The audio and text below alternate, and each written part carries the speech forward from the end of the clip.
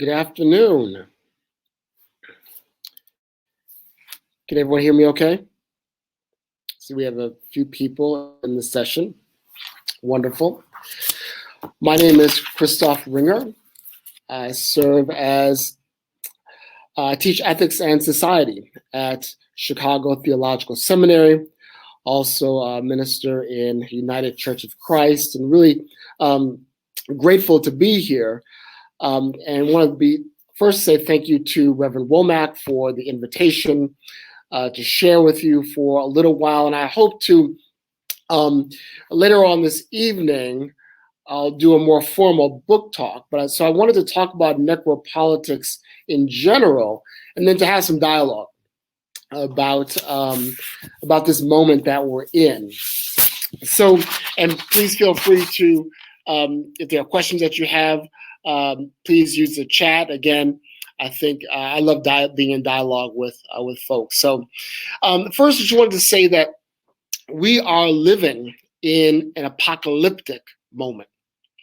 And I think it's important that when we're talking about rethinking church, part of what I want to suggest is for the church to rethink the moment in which we're living and what does it mean for our public witness. So when I say that we're living through an apocalyptic moment, I really mean apocalyptic in the literal sense of an unveiling or a disclosure, dare I say an unmasking, right? And what we're living through is an apocalyptic moment in which we are forced to recognize that we are living in a country that is governed by the politics of death. We are living in a country whose understanding of freedom often has been predicated on the subjugation and the social death and actual death of other people. And oftentimes we're able to kind of hide and shrink from these uncomfortable truths. But when you live in an apocalyptic moment, right, the very language that belongs to the church and other traditions, it forces us to come to terms with how is it that those of us who are called to have ministries that are life-giving, or to use the language of my tradition, that Jesus comes to give life and life more abundantly, how then do we respond and resist to the ways in which the politics of death have been normalized in our society?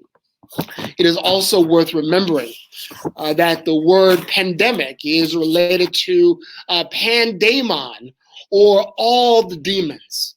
So we're living through these multiple pandemics where all of these demonic forces and isms that constitute our society are literally being unveiled before us.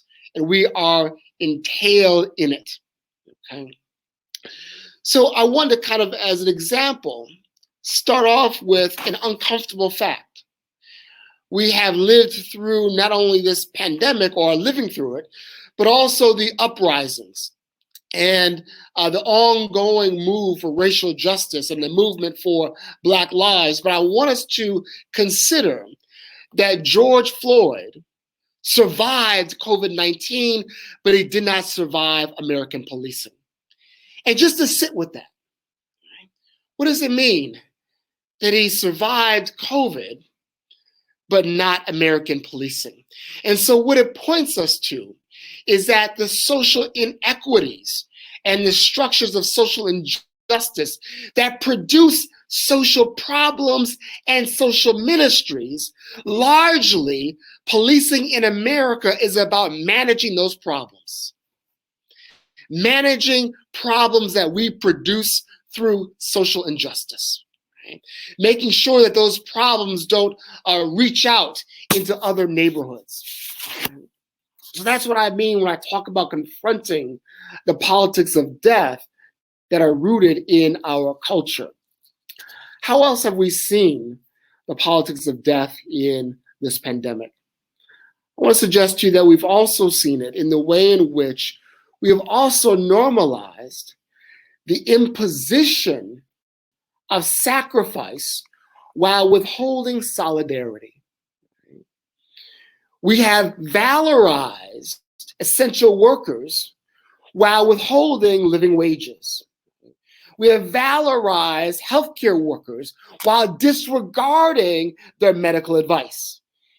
Again, imposing sacrifices, withholding solidarity.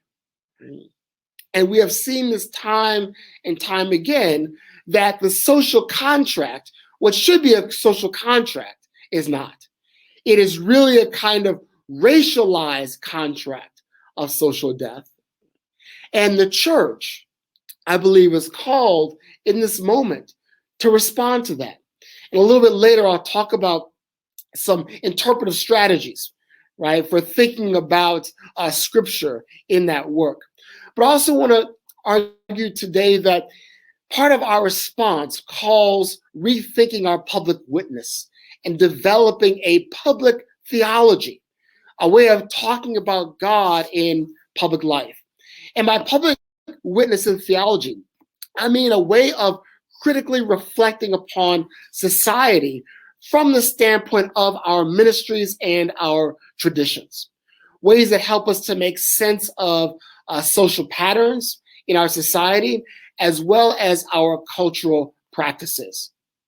And this serves kind of two roles, right? On the one hand, it's a critique, right, of where we see injustice, where we see the politics of death, but also to say that we have something to offer, right? There are resources within our ministries and traditions that can help our society to thrive and to move towards a culture of life and not death. So over the course of the past year or so, through the uprisings in response to the murder of George Floyd, we have seen a lot of energy around the language of white privilege and white supremacy. And what I want to suggest is that the language of idolatry captures something that white supremacy does not. The language of idolatry captures something that white privilege does not. Because when you are pursuing privilege, right, when you are pursuing supremacy, the goal is that your life is preserved. The goal is that you have social advantages. Right?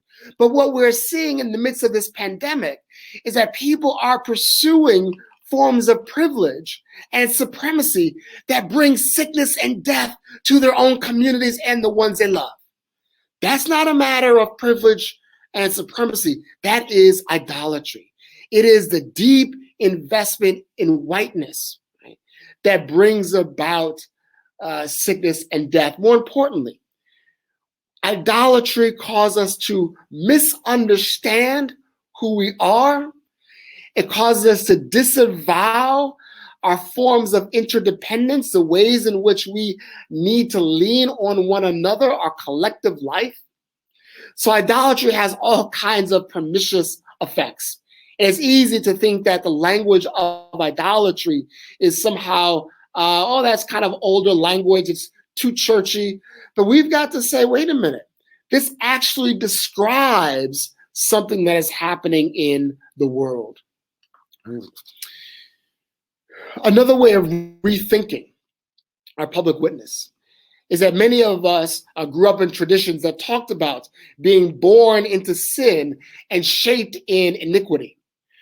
One of the ways in which we must come to terms with how our society is structured by racism, structured by sexism, all of the isms that we often talk about. But those isms aren't just abstract, right? They were a part of the social fabric into which we were born. As such, they are a part of who we are. They have morally and spiritually shaped us in profound ways that oftentimes we don't want to talk about.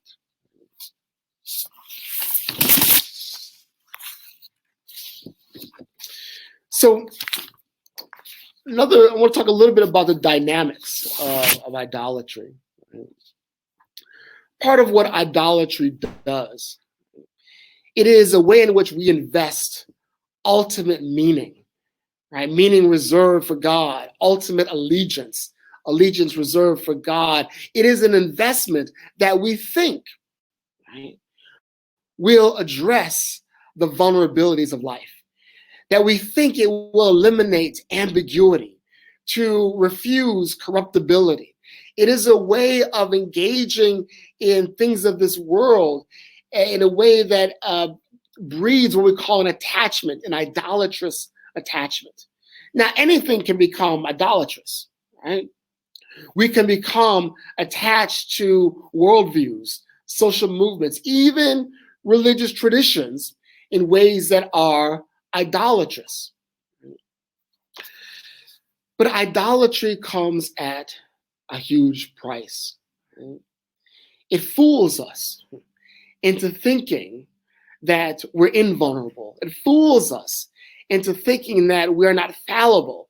It fools us into thinking that we are not shaped by history. One of the things in which we've seen in this pandemic is that we've seen government policies that have prioritized corporations over the corporate welfare of the people.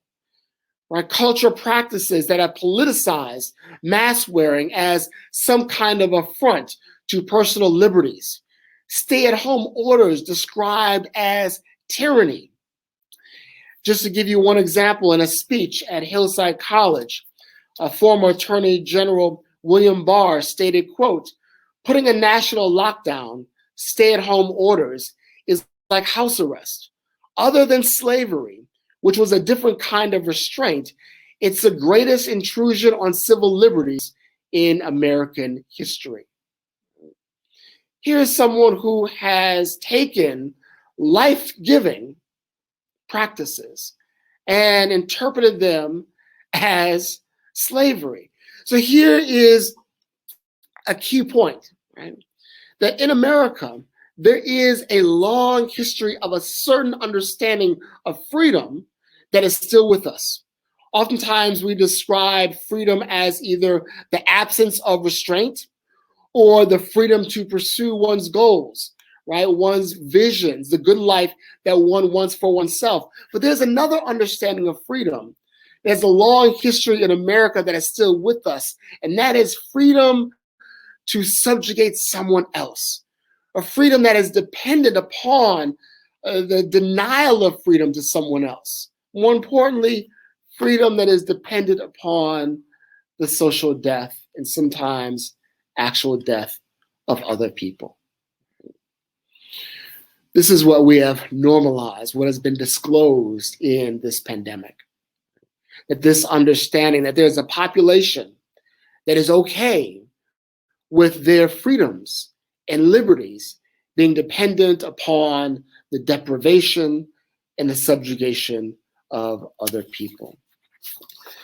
One of the ways in which churches can resist necropolitics, one of the ways in which we can resist the politics of death, is to be able to look at your own city, right?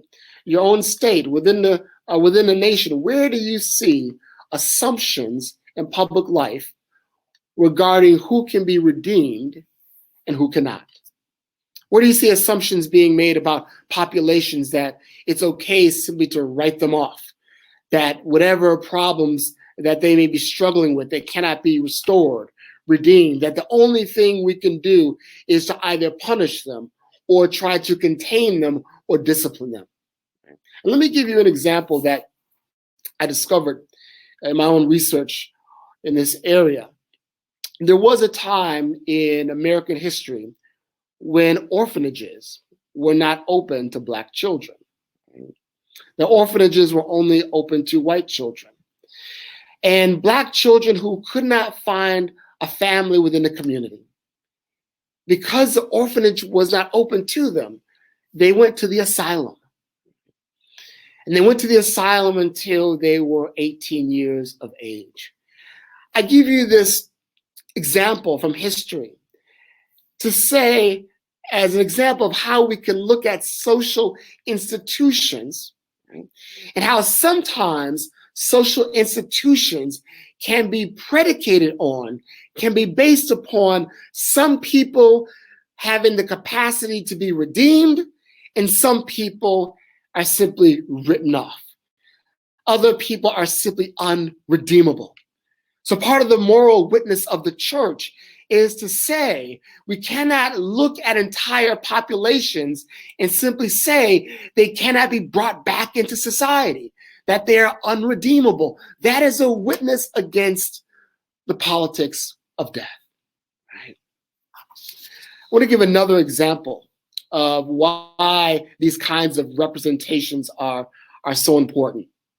Because oftentimes cultural representations, especially in public life, they stand in for entire communities that we've never traveled to, right? Representations stand in for people that we don't necessarily have interactions with on a daily basis.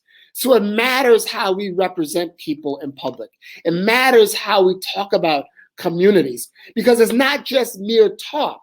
When we talk about the politics of death, we're talking about the ways in which how we talk about communities and people legitimates the use of force, policing, jails, prisons, how we allocate money towards communities. So there's really something at stake.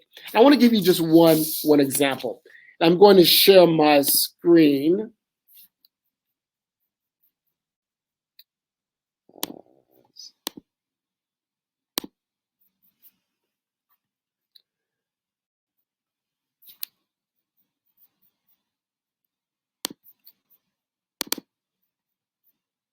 Let's see here.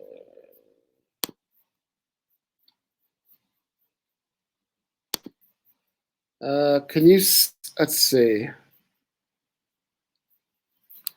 My apologies. Let me just see if I can get this corrected. 1 second. We'll try one more time.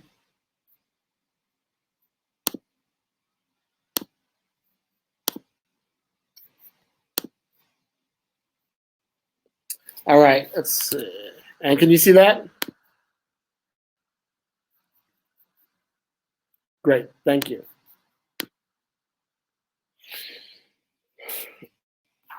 This is a graph. This was a study that studied the emergence of the language of Black on Black violence. And it's really important because when we talk about 1979 to 1980, again, we know this is 4 decades ago, but there were huge shifts in our economy, right? Millions of jobs that were being lost. And we were experiencing such social suffering. And one of the things that we began to see in Chicago, St. Louis, San Francisco, we began to see the emergence of this language of Black on Black violence, right? This was language that we had not heard before. And you can see that in 1979, 1980, it did not appear in any of the 4 major newspapers in a number of cities. But by 1982, the language begins to creep in. By 1984, the language becomes more and more prevalent. And by the mid-80s, the language of Black on Black violence is dominant in the media. And why is this important? It's important because when we talk about Black on Black violence, what we're doing is we are making the problem of violence in our communities about Blackness and not violence. Once you have represented violence in certain communities as a problem of Blackness, what you're saying is that society then has no culpability. What you're saying is that we can ignore systemic disinvestment. We can ignore the structures of poverty, all of the social determinants.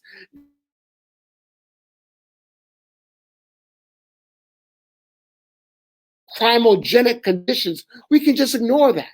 And what happens as a community, when we internalize the language of Black on Black violence, we think it's a psychological problem. And this is this image that I'm showing you now. This was a art exhibit from here in Chicago at the Sabo Museum. And you can see here the way in which this artist has represented violence in the community. Right?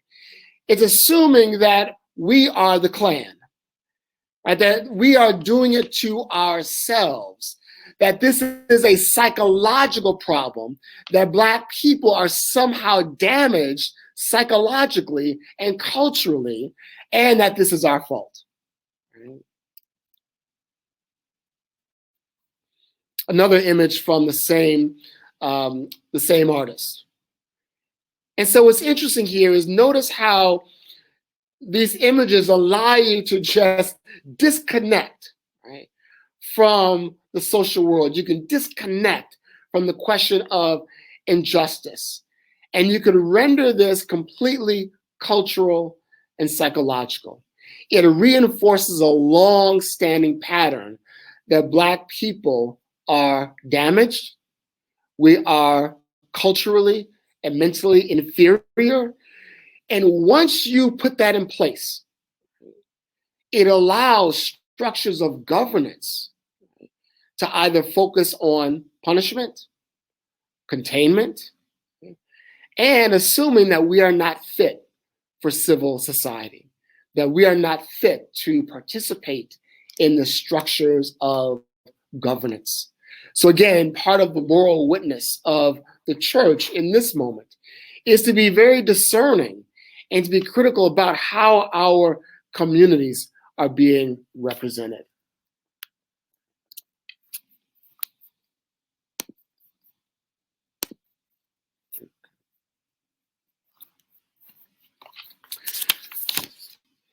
So at this point, what I'd like to do, actually, let me do one other thing, and I'd like to have some dialogue. How can we think about some of our normal practices within the life of the church? Right? To take this idea of the politics of death and necropolitics, how can it shift some of our ecclesial practices? So I want to give just an example. I grew up in a tradition where the story of Lazarus was a rich story within the preaching tradition. And if you have ever heard the Gospel of John, the 11th chapter, preached, you know, oftentimes there's a way in which when we preach the raising of Lazarus, right, there's a way in which we expect the sermon to have a certain kind of climax, right? That the climax is when Jesus says to Lazarus, right, come out. Right?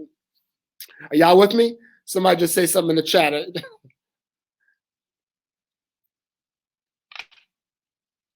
Okay, thank you, Brian. So that's often the climax of the sermon. But when I revisited this text, in light of the politics of death and the call of the church to resist it, right, something occurred to me in that particular scripture, that oftentimes when you get to the climax of the sermon, where Jesus calls Lazarus to come out, oftentimes that's when the church erupts, right? That's when we shout. But in this moment, right, 2021, I want to suggest that shout is too early. Right? Rather, if that is the climax of the sermon, the church misses its calling. Because right after Jesus tells Lazarus to come out, then Jesus turns to those who are standing by, to the community, and says to them, unbind him. That's the assignment. How does the church actively think about the practices and the policies that bind people? Right? We've got to be agents of unbinding people from the structures of social death.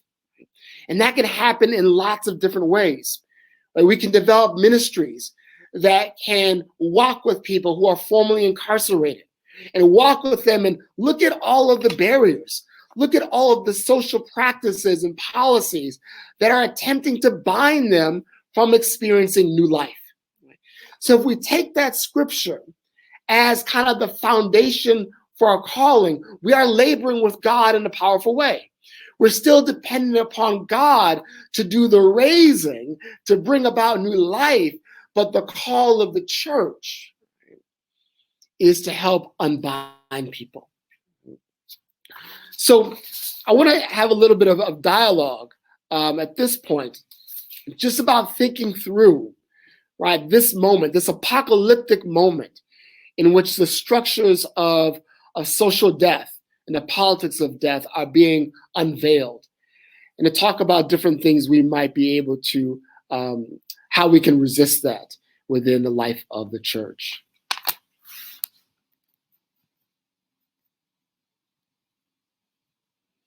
Reverend Womack says, how do churches that are dying give life? Such an important question. I want to suggest that oftentimes churches that are dying, right, have not really understood what it means to have a tradition. Right? Oftentimes churches that are dying are trying to hold on to something. Right? They're trying to preserve something. But what we lose is that the word tradition literally means to hand over. Right? If you want your church to live, what it means that you are going to have to take your tradition and hand it over.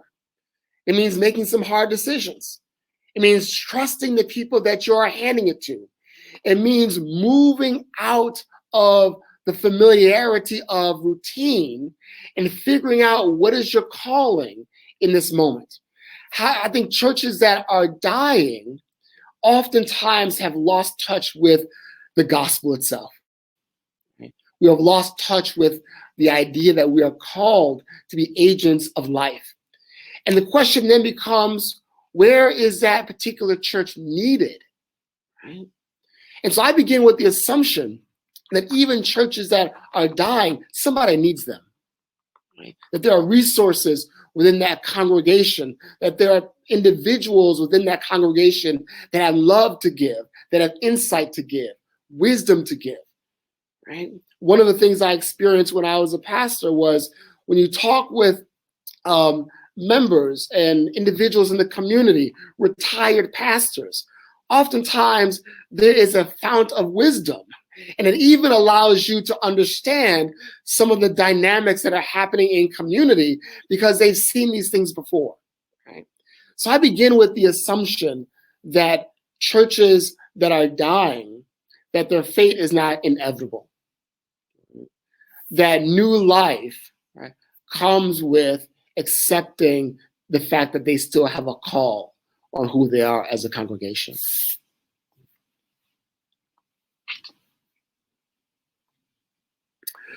Reverend Womack says, images are so important. How can we expand our teachings to include critical thinking about visual media? Such an important question. One of the things I like to say is that the church is, in many ways, the original social media. Right? We have always, I think, underestimated the value of our church bulletins. We've underestimated the value in which the communication that comes from the church, right, that has a huge impact. So I think what we have to do is to say, within the life of the church, to say we've always been visual. Right? We've always thought about the visual images that we invoke in sermons, images we invoke in songs, and we don't do that haphazardly, right? And to say that there's another arena that we have to engage in the same way that we think about the images within sermons and songs within the walls of the church, we now need to extend those practices, right? And to be able to think about images in new and creative ways.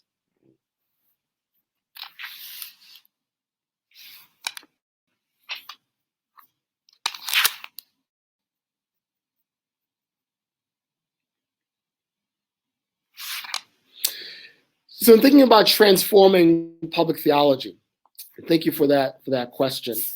One of the things, I think the first thing we need to do is understand that one of the assumptions in doing public theology is that our theological doctrines, right, doctrines of our congregations, right, they didn't start off as doctrines. They started off as experiences. Experiences of God. You have an experience of hope before you have a doctrine of hope. You experience mercy before it becomes formulated in a creed, right? You experience redemption before you formalize it into a catechism or a mission statement. Once we understand that at the heart of theology are these experiences, then we realize that those experiences are not necessarily limited to the four walls of the church. And once we understand that, then our language, right, can then be used as a way of describing the dynamics that are happening in the world, in society. More importantly, I think the most important thing is to remember this, that God is not simply active within the church. So part of how I understand public theology is that public theology allows me to discern the movement of God in the world. It allows me to say, where do I see people being redeemed? Where do I see life coming from death? Where do I see the experience of mercy? Where do I see the experience of hope? Right? And when I can see that, name it, when I can describe it outside the four walls of the church, then I know I'm in the presence of God. So our public theology must support our public witness. Brian is asking, Reverend Smith, could you talk about the role of the small church in being a strong community presence and support regardless of their membership size? Absolutely. As someone who formerly pastored a small church, I believe all of our congregations have a place, right, in our community.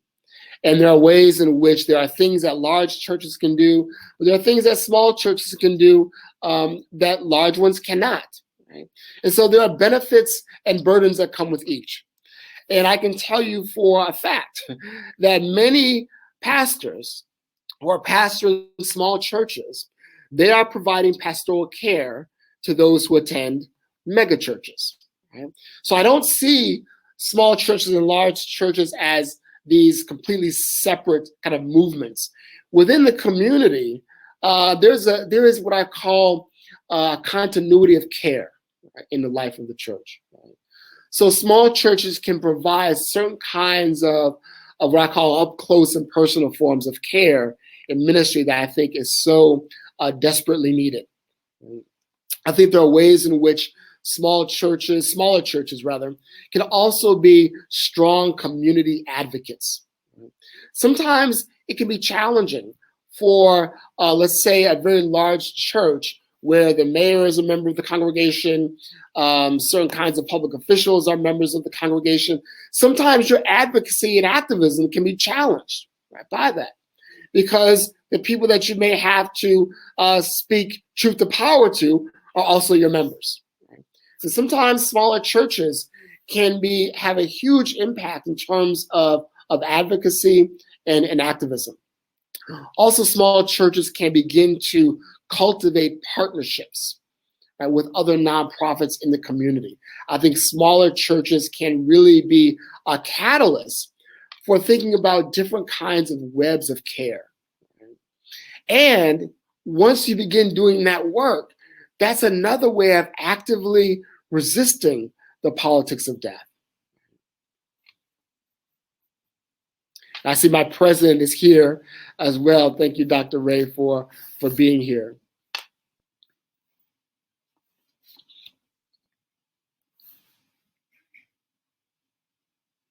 Reverend Womack says, how do we reconcile the legalization of marijuana without consideration for those who have been and still are incarcerated for possession and selling what others are now making millions? Yes. This is a tough, good question, a tough question. I think ultimately decriminalizing is something that we need to do. If it were up to me, if I could be king for a day, I think if you are currently incarcerated on drug possession, drug charges, etc., when that legalization goes into effect legally, I think you ought to have your sentence commuted. Right? And I think there are ways in which we can begin pushing for that. One thing we also must begin to really push for is that we've seen this here in Chicago. There's a lot of work around not only legalization, but the dispensaries, right? Who benefits economically from this, right? Will Black entrepreneurs have access to the licenses? We need a major push, right, to make sure that the profits that are coming from these emerging dispensaries are being funneled back into the communities that have been over-policed and over-punished for so many years. So I think there are a number of things that we can be proactive on to make sure that there's some equity here in that process. Yes, restitution coming from the money being earned, absolutely.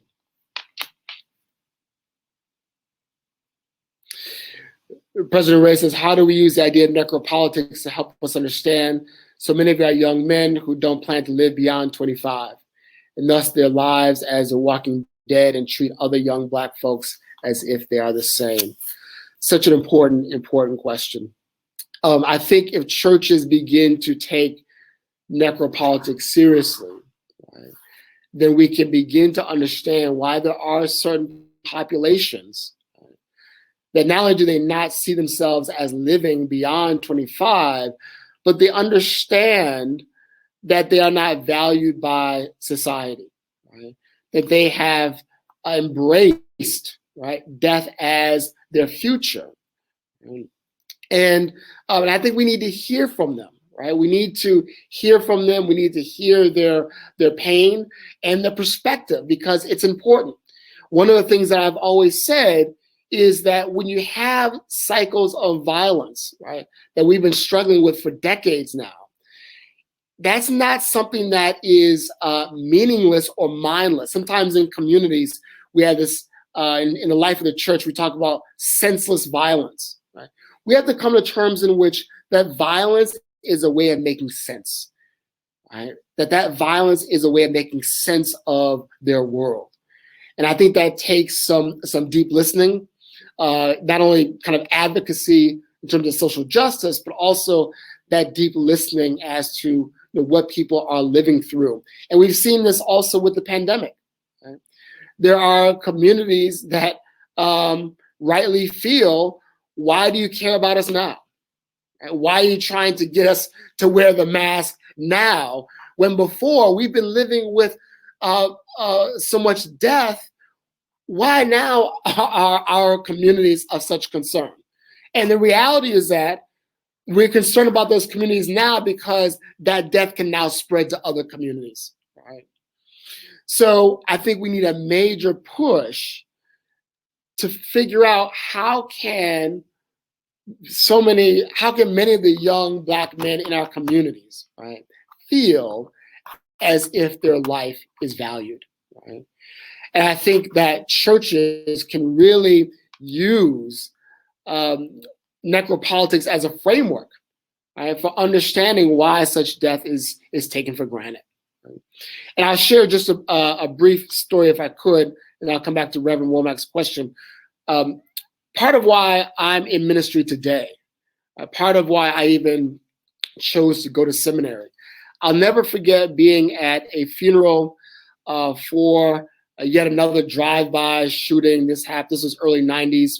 And I remember the clergy on that day got together and they came out and they said, we can no longer lie at funerals.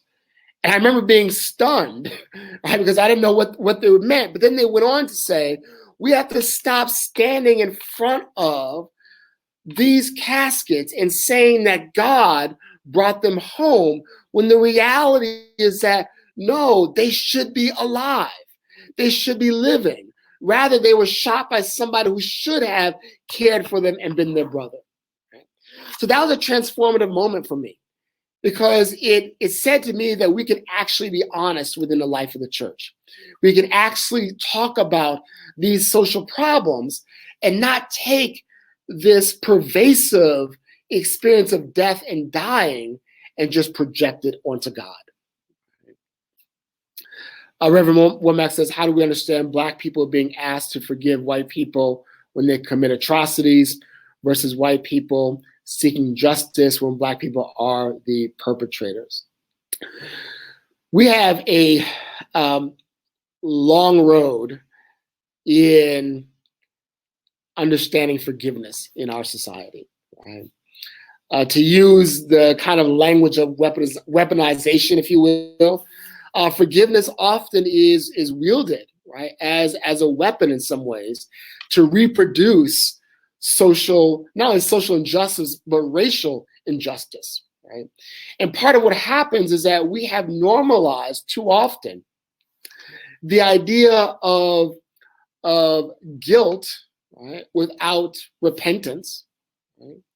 Of forgiveness without repentance, right? That we have this, Black people are seen as, we experience people trying to compel us to forgive, right, constantly, but that forgiveness becomes a conduit for more racial injustice and often social death, right?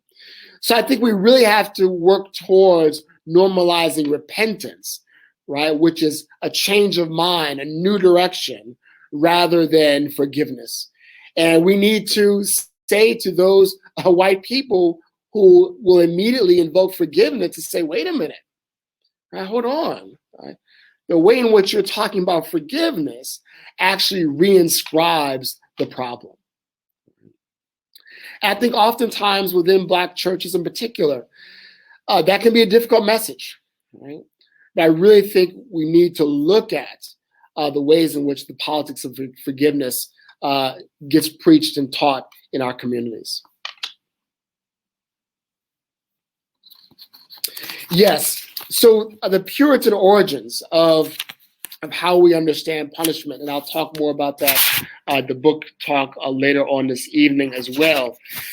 But one of the influences of the Puritan era, right, that still haunts our nation, is that during that time, there was a tradition that I discovered in my research for the book.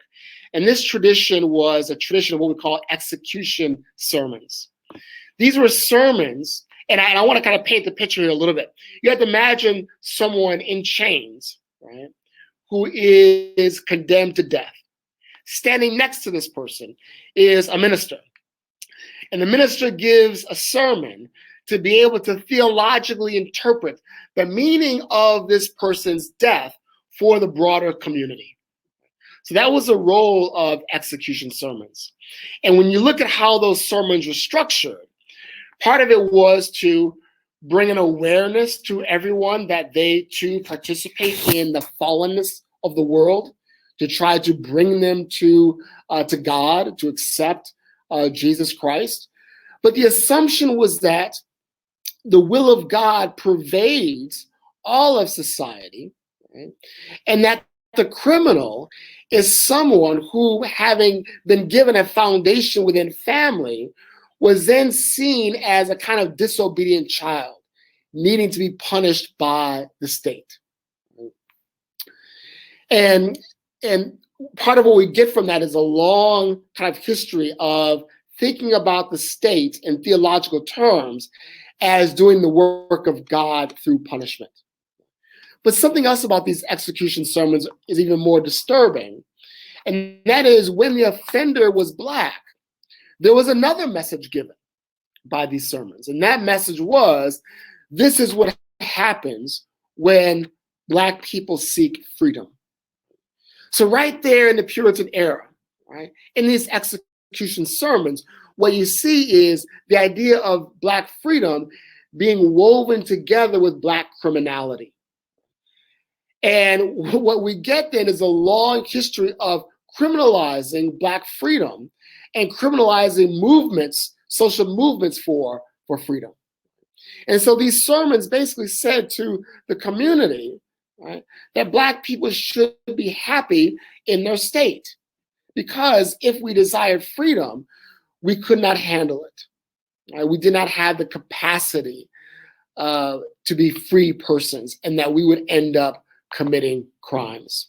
And more importantly, the goal of the execution sermon was to articulate the way in which the death penalty was a way of purifying and purging the social body. Right? So there was a kind of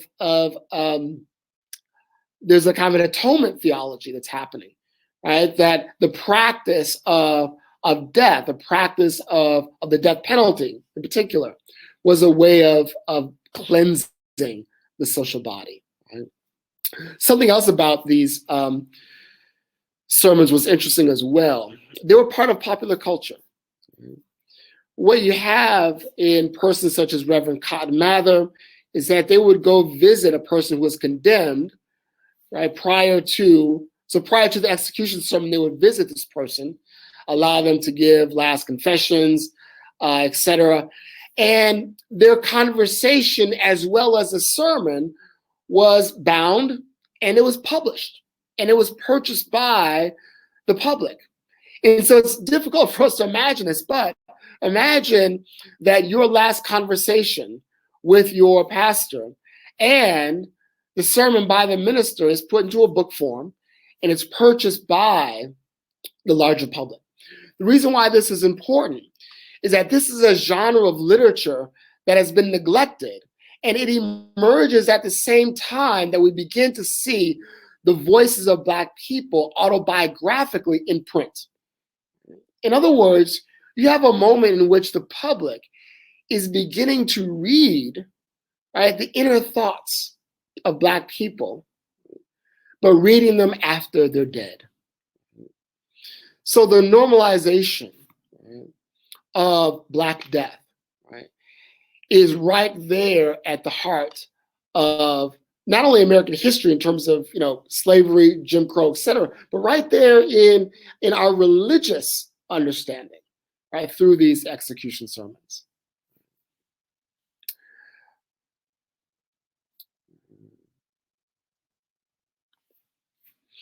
Does my work make connections between Puritan rituals and lynching? It's a really good question. In the book, I don't make explicit the connection, right? But they are certainly there. And the reason why I don't make that explicitly is because in the book I'm tracking the kind of meanings from execution sermons, specifically regarding criminality as it leads to mass incarceration. But absolutely, one of the most disturbing aspects of lynching is it's religious, right? What's the word I'm looking for? Please forgive me. It's religious foundation. I'll say that, right? So it's now when we talk about lynching, it's not enough just to talk about the horror of it or the normalization of it, but that these were spectacles witnessed by entire families, right? Postcards, body parts being taken. Scholars such as Orlando Patterson and others have drawn the parallels between lynching and communion, right? And once you begin to see those connections, there's a way in which the Christian tradition, right, shapes our lynching practices. Right? And that's something that I think we have to also wrestle with and come to terms with, right? How is it that these lynchings were experienced as a deeply religious moment? Right? And it's also and here I'm thinking about, there's a wonderful book called The Religion of White Supremacy. It makes a powerful case for thinking about white supremacy as a religion, right? Not just a political system, right? But as a religion. And we're seeing that play out now as we speak, right? In the media, you're hearing a lot about the big lie. Well, the big lie is based upon a religious truth. It's based upon the religious truth of white supremacy, and that this democracy is for whites only, right?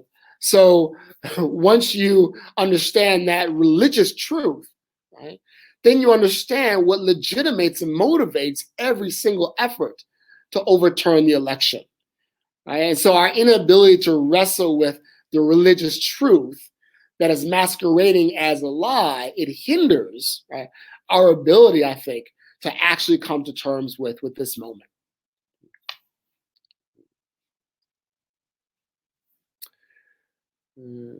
I see we're at 12:50.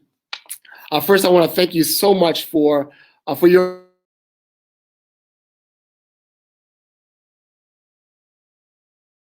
to really kind of be in dialogue with you, which is both enriching for me as well.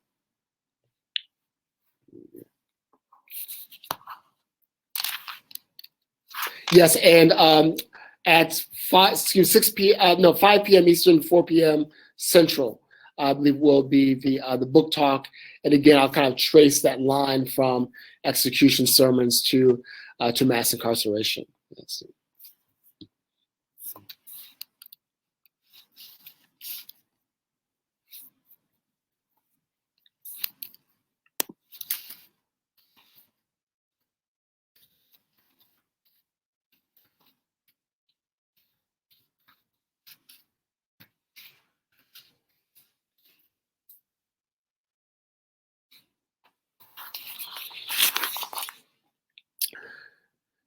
So I think at this time, we're going to, Reverend Womack, should I close the session now and we go back to the main stage?